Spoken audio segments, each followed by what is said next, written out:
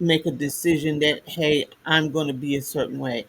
What we're looking at is the result of a deeper why. There's always in speaking with Rachel, I think it was one day this week, and when Rachel and I talk, we have very powerful talks. But something that I said to her, I said, you have to see where a person is coming from because they're all coming from somewhere.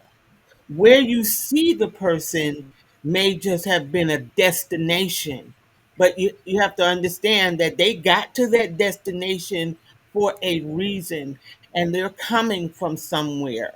So in therapy, we learn to sometimes take the person back there or find out where exactly are they coming from because that's where the ideologies have been shaped, their neuropathologies have been shaped. Basically, the way that they think is because they've come from somewhere, and so I'm the person that helps you to understand or to take a deep dive as to where have you come from.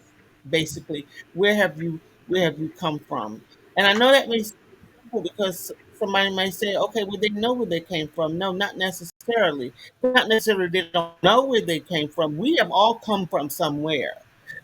We all behave the way that we do for various reasons. And when we are exuding a lot of toxic behaviors in our lives, in certain parts of our lives, we do have to begin to sit down and talk about the why. Why do I behave this way? Why am I really? And that's the part that I think where people resist the change is because they're really afraid of the deep dive. They are afraid of the deep dive, and so staying Travita where you says are, absolutely. yeah, staying where you are is just easier for some people, and that's why change becomes scary for some people. Yeah. So Travita says absolutely. And the why, with the why, some people have a plan. They have a plan A, B, or C. Purpose can't always follow a straight path though. Sometimes plan A doesn't work and we're forced to pivot. As you pursued your purpose, what has plan A looked like for you?